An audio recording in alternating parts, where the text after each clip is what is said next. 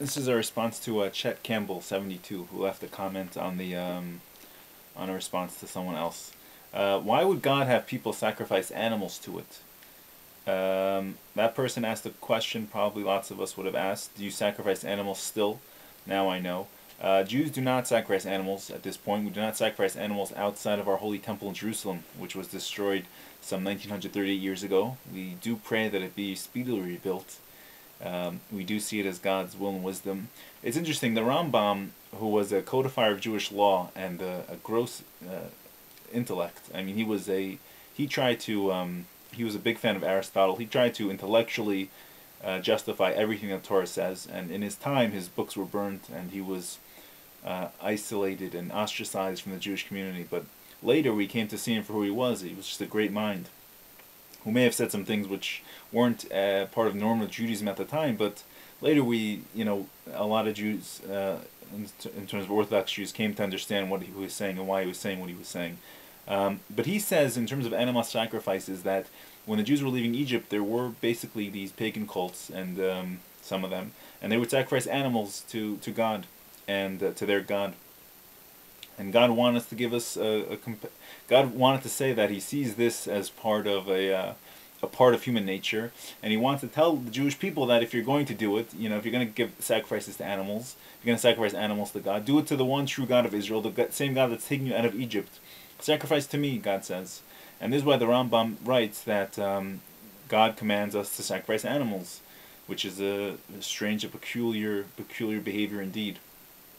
However, there is one level of understanding the Torah in which every single thing that God tells the Jewish people to do is super rational. It's something that defies intellect. It goes above intellect, and we're not to understand it, and we're just to do it because we're told to do it in the Torah. And this is the level of faith and the level of acceptance that there is a God above you, and that God is able to command you to do certain things. There's many bizarre laws in the Torah. There's the prohibition against wearing a wool garment and a linen garment, or a garment containing both wool and linen together. I can't. I don't know what the Rambam would say, but I mean, you could intellectualize anything. I mean, even the honoring of the Sabbath in certain ways. You can't plow. You can't do certain things. Many prohibitions, 39 prohibitions. I mean, how could we intellectually understand these? I'm of the opinion that we can't, and we're not to, and we just do them because God has commanded us to do them. It's His world, and it might seem magical, it might seem irrational, but it's His world. He's able to tell us what He wants done and what He wants us to stay away from, to the best of our abilities. Same with the prohibitions against milk and meat. You can't really prove that it's not healthy. You can't prove that it's not, what can you prove intellectually? And the prohibition comes from something which seems to be in a way of kindness to animals. You shouldn't cook a kid in its mother's milk. So you don't want the same milk that came from the mother. You don't want to cook the mother's baby in that milk. But from there, the Torah extrapolates, and the rabbis brought down many prohibitions in terms of our dietary habits that we still adhere to today, and also why certain animals are kosher and why they're not kosher. I can bring you metaphoric reasons. I can bring you similes and analogies, but in terms of why yes and why no, it's simply because God has said yes to this and no to that, and that's where we stand. Now, there's one question that is disturbing, and maybe I can clear it up. In the Old Testament, it says you can have sex with children. What is this all about? When you hear things like this, people say in the Talmud it says, in the Old Testament it says, always get a quote that's a little smaller than Old Testament is 5 books. They're pretty long, not so long. It's not as bad as one that says the Talmud says. Talmud is vast. I mean, it's enormous. To try to find a certain abstract quote in the Talmud is very, it's challenging. It's usually futile. But I'd like to see your quote exactly. In terms of the Torah's acceptance of when we can begin engaging in marital relations, it's the same time the Torah says that we are able to reproduce. So girls generally, I think by the age of 12, which seems young in America, but basically when their menstrual cycle starts, when they're known to hit the age of puberty, because marital relations were given to us for the sake of reproduction. So when a girl can begin to reproduce, and same thing with a boy generally also when they reach their age of puberty. Now in America, yeah, this would be called pedophilia, I believe.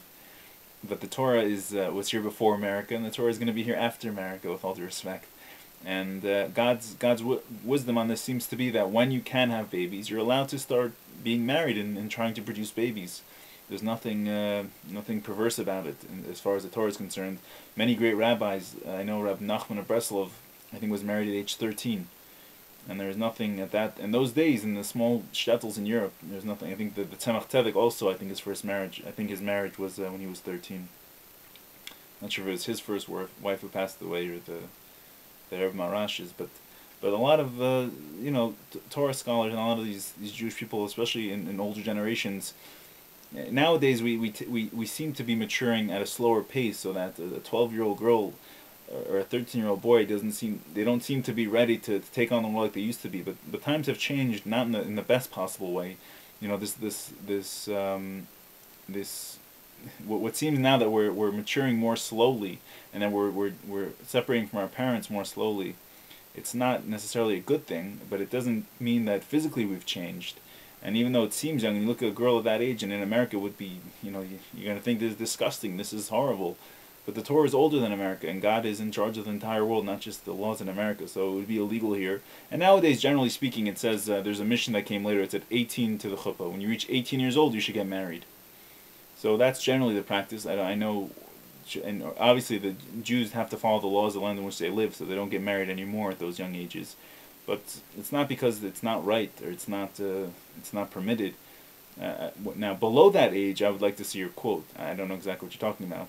But at that age, again, if you can have children, and that's the point of marital relations, then I don't see why God would have a problem with that.